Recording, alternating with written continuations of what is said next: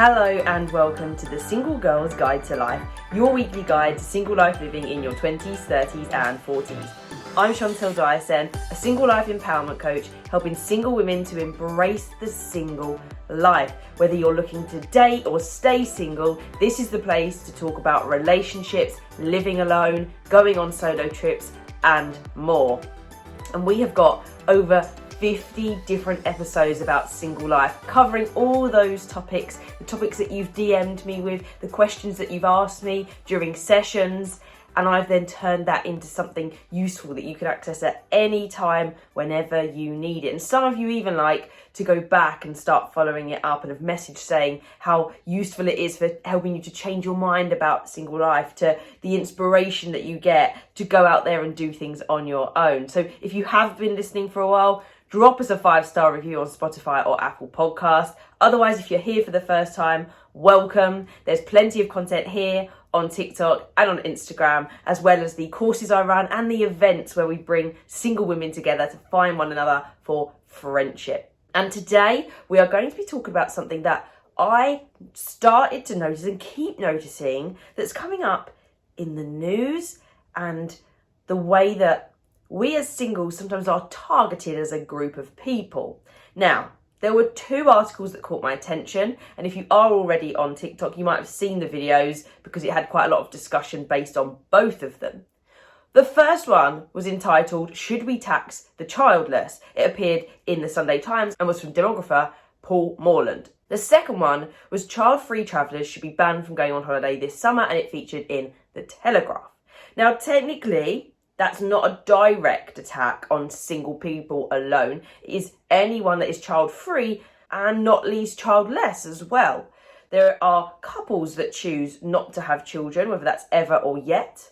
There are people that are unable to have children. It's not an option for them to have a biological child, and so there might even be some trauma related to that. And it even goes towards people that go away that have adult children, whether you go away on your own as a couple or with other family members. There's so many caveats to this, but it does include us as single people. So the first one was talking about taxing the childless, asking us to pay more money because we don't have children, therefore surely we have more money, but as a sort of penalty for not having children and supporting the growth of population and economy, that we should have to pay more. Now, my response to that video was very much that population growth is a genuine concern. It has slowed. I've previously spoken on here about how many women are waiting to have children at 30, and it's getting later and later, and that's not an uncommon stat that people know about in general. But at the same time, we already pay into a tax system that we don't necessarily get out. You know, by not having children, we don't need some of the child tax credits that might be available to us if we needed them. And we don't have the children that are using it for their education. We did, probably, when we were younger. We're in the education system and the university system. However, we don't have the children that are benefiting from that yet, or maybe ever. But we pay into that system through our taxes.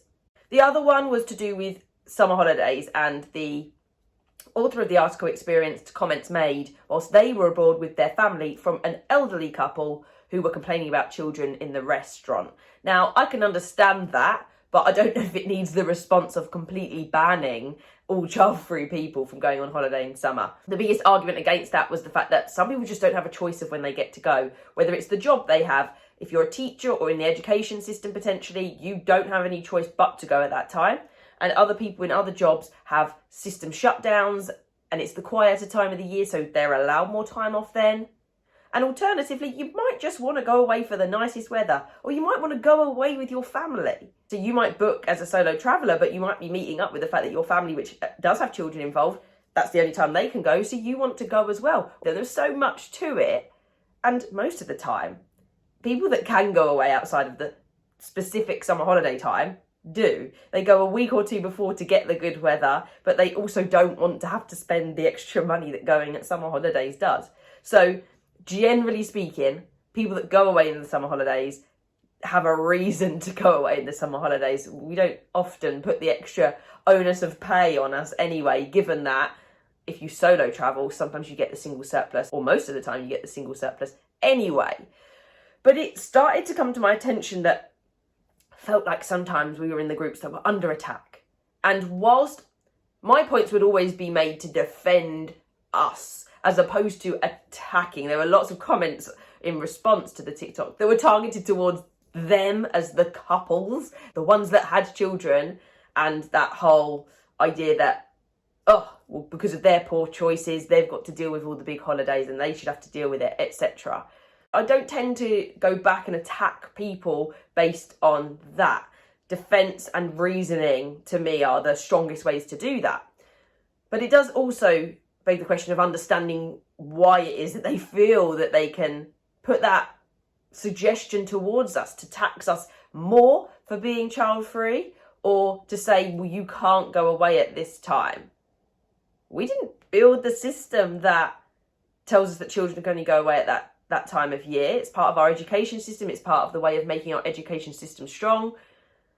That's part of having children. You generally know that you're about to commit to 15 years or more of going away in the busiest, most expensive time of the year. And that problem is not for single people to be solving. That's for people that regulate flights and the way that money is.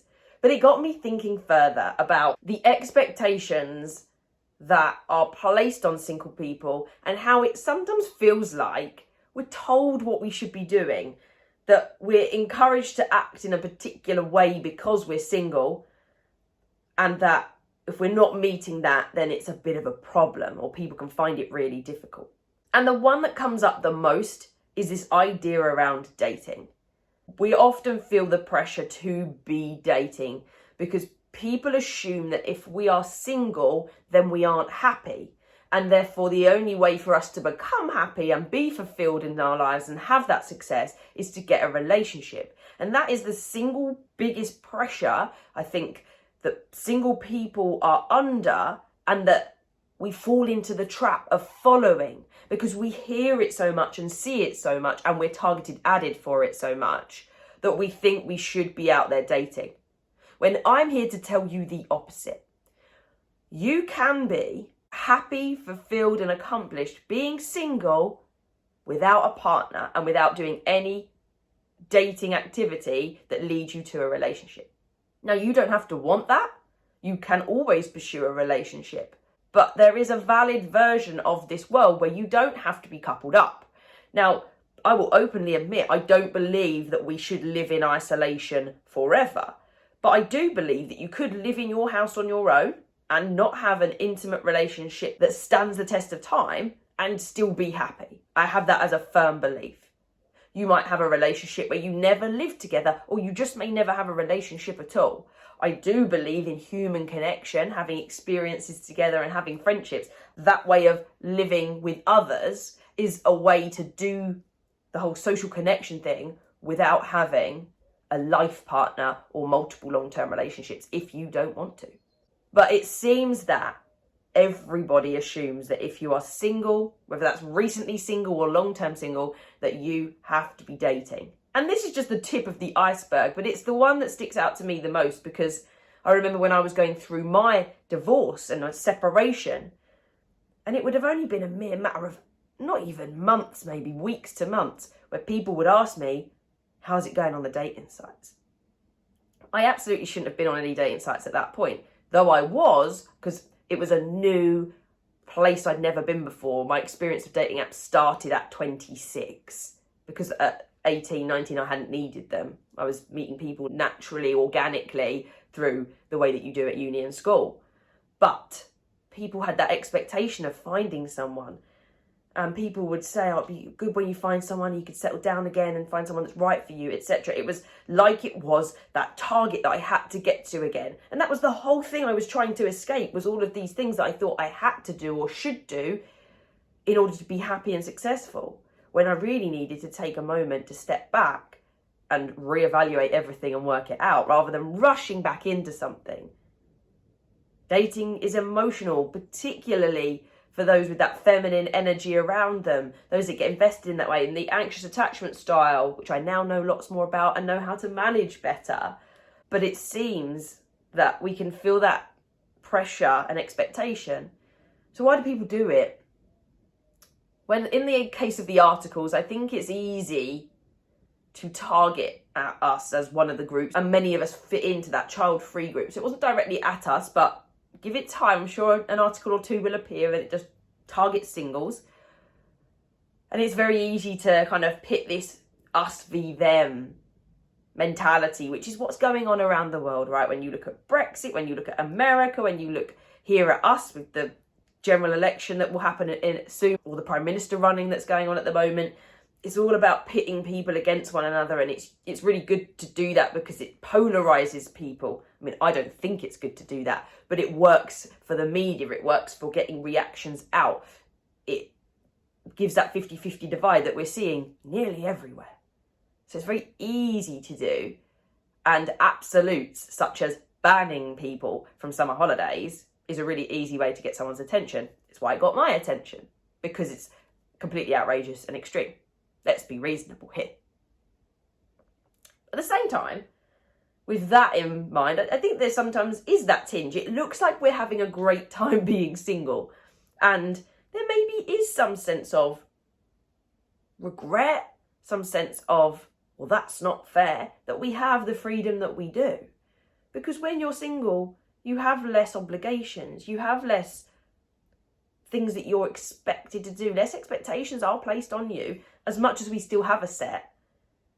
We have an ability, once we push back on some of the people putting pressure on us, once we hold our boundaries and we step into our own, we can do what we want when we want. And there isn't a child that needs seeing to or a partner that needs our attention quite so much. I would still advocate being there for your friends, but it is much easier because you're not come to first all the time. Maybe you're second or third. And that does make life a little bit easier. And maybe it seems obvious that we're the people that then should be paying for that because we're not ensuring the hardship of parenthood, of having children, which is a really difficult job. From a teacher perspective, I absolutely love them. I think that they're wonderful, but raising children is hard. And you can check out the episodes I talk about not wanting children or debating that idea and seeing the reality through my friends. But maybe people's perception is that we also have a lot more disposable income as well, which isn't true. Yes, you do spend a lot on children, but if you're in a 2-person household, potentially your income is more stable in that way and you split the bills a lot more. If you're single and live alone in particular, you end up spending more on your housing, whereas couples spend more on their food and getting takeaways in. So they have those extra little luxuries sometimes. And then the other thing that drives why people tell us what they think we should be doing, whether it's explicit, like get yourself back out there and find a nice man that's going to make you happy. Ugh.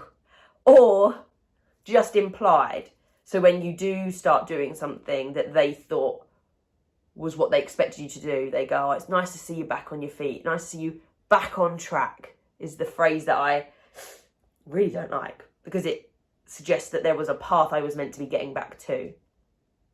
And I don't see those achievements as the path. I see my mood and my state as the path. So unless they've made it explicitly clear that it's nice to see me happy, it's nice to see me proud of what I'm doing, it's nice to see me being who I really am, different phrasing.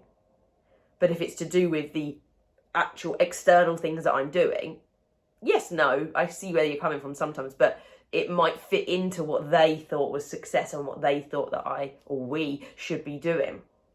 And that's because they've got a narrative in their mind. We build this narrative up from childhood. Everyone has stories. Everyone has beliefs based on what they were brought up to believe. And everyone's is different. I was brought up with the belief that we should absolutely go to university. There was no doubt about it.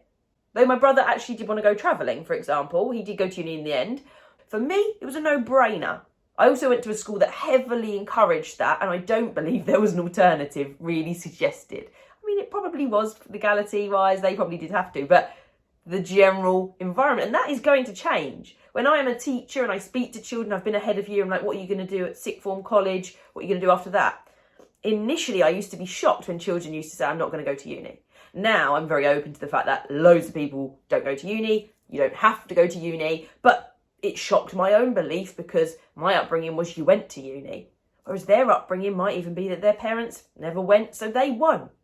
And everyone is developing this story of what they should do, what they think is best for them, usually based on their early childhood environment, which is usually your parents and your family, and then your schooling. And whatever that is determines probably what you might do, unless you're very much encouraged to form your own path even from an early age and you don't have that judgment coming in from parents and their expectations around you. They are only ever doing what they think is right. So when parents encourage you to go to uni, it's because they think it's going to give you the best chance in life. There's generally not negative reasons for it. You know, they might want you to live out the thing that they didn't do. There is that. We hear about that sometimes. Or that they'll be proud of you for doing that because they see that as achievement. So when people say to us, are you dating? How's dating going? You met a nice person yet? They're only talking from their belief point. They're only talking from the narrative that they and probably the majority of the people in their environment know. And you'll probably look and it's what they did. It's what they did to feel that sense of accomplishment and fulfillment. And most people are on that expectation. They do want to find a partner to settle down with and create a family. That's not an uncommon narrative. However, I'm here to challenge that narrative. That narrative isn't for everybody. It might work for a good majority, or it might be the thing that lots of people try and later down the line realise isn't for them, whether that's sooner or later. But you don't have to do things the way people expect you to. If I had done things the way people had expected me to, I would still be married. I'd probably have children by now, or at least be pregnant on the way to that idea, and I would still be a teacher. Because all of that relies on me having that stability, at least. I would not have taken the risks that I've taken, which is quitting a full-time secure job as we're about to go into a recession during COVID. I would not have left my marriage and started all over again. And I wouldn't change that element for the world now that I've had the 3-year experience that I've had since doing so. And so dating has been a part of my 3-year journey. It's been fascinating to learn some of the things about myself through dating, but to have that kind of fixed outcome that I was looking for someone to repeat almost exactly what I'd done again would have just been dangerous territory. I needed to pick up on that repeating pattern that I was probably using relationships to make myself feel better and validated, that I didn't need to date and have someone to be with for a long time. And actually all of the failures, as it would be, and all the teachings from every dating experience I've ever had have been able to let me work on that. And it won't just be dating, although it's one of the biggest ones that seems to drive us. And it's hard pushing back. So when I make a statement back, when I make a podcast or make a blog post that pushes back against these people, that's easy to some degree because it's not fully anonymous. Obviously, I put myself out there with my name, my face, and say those things. But I'm not directly having the conversation with anyone, which is harder to navigate in the moment.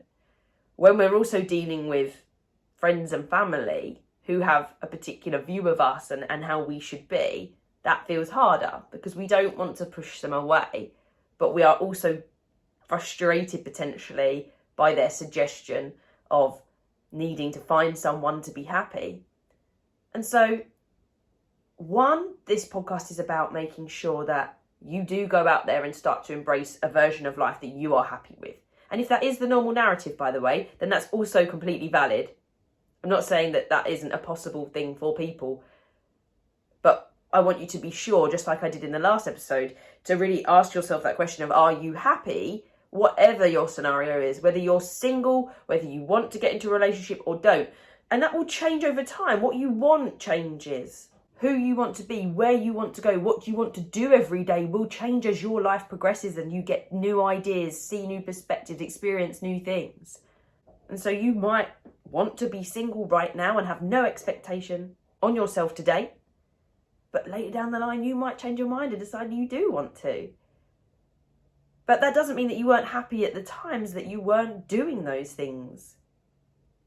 So when people have that expectation of dating on us, it's about reframing what we're talking about. They say, when you're going to settle down and find a man that's going to make you happy, well, you turn around and say, I'm actually having a great time being single. I'm doing this, I'm doing that, I'm working on this. And I genuinely don't have any interest in finding someone else. If I happen to meet someone that fits in and enhances that life, that meets what I'm already getting from all the other things, then so be it. But right now, I am happy as I am, happy doing what I'm doing. And not all people are prepared to hear that. They will doubt you. They will say things to reiterate their belief, because by you making your statement puts their belief into question. What they believed, you're saying, doesn't apply to you, when that is in their head what is true. And so sometimes you're not going to win with certain people that have had those beliefs for forever and don't want to change them. And sometimes you will just have to grin and bear it and write it off. And you need some way to get that out without making an argument with them and getting the hump if there's someone that you care about.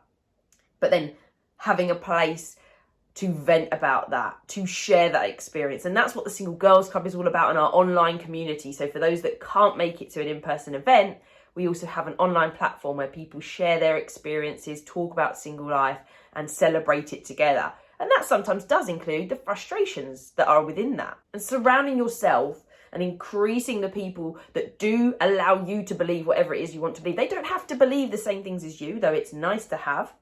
But anyone that just accepts what you are doing because it's the best for you and they encourage you to be yourself is a valuable friend enough. Anyone that tries to keep you in a particular lane is only going to hold you back, and it's going to make the resistance even harder when you're trying to be exceptional and wonderful and being your own. So whether it is following someone like myself on Instagram, listening to this podcast, you're here already, welcome, or just finding those people that encourage you to be you, that's going to help you to push back when people think it's okay to tell us what to do or put that expectation on us. Now, I don't deny population growth is a problem. That does need addressing, but it's going to plateau anyway. So making more babies is not the answer. Encouraging everyone to have them doesn't work. The earth is going to curve off at some point. Not going to be able to sustain it. Summer holidays are not our problem. Talk to the airline companies who know when everyone goes away on holiday. So therefore talk to the government about when they do school holidays. At the same time, as an educational person, it is a nightmare to have children coming out. And also, can you imagine if schools were allowed to set their own holidays and you had two children at two different schools that have different holidays? So it is a logistical nightmare, don't get me wrong. But then regulate the airlines and the cost. It's either going to make it more expensive for all of us or cheaper for the people at summer holidays. And there you go, suddenly we're paying more even though we're going away at a different time. Who knows? I don't have the answer to that. It's not our job to come up with the answers. People are paid to deal with those things. Yet, yes, I do have to accept that if they bring in a tax for single people, if I want to still stay here and live here, I'm going to have to pay it. I wouldn't be pleased with it, but fine. There is an acceptance sometimes that we have to choose, but I'd like to think we'd be able to push back against that one together. Single people might be an easy target because we're technically on our own and it appears that we don't have any backup. We don't have that instant person for automatic backup of our life. Well, I'm here to say that I'm here in the corner being your automatic backup to validate your single life and say you can be happy. You can do it that way. You don't have to be dating now or ever. You don't have to have children now or ever. You can be single and enjoy it. I'm here in your corner through this podcast and genuinely want to be able to celebrate single life with all of you from afar or in person at the events, at our New Year's Eve getaway, wherever it might be.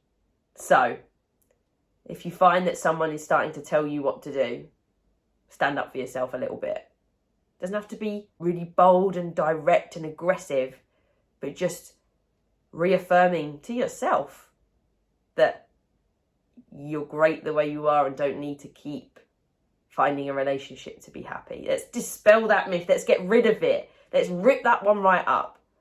It's the worst one because it catches you and it makes you potentially get into something that you don't really need. You're just using that until that doesn't work anymore. I've been there, done that, and I'm sure plenty of you have too.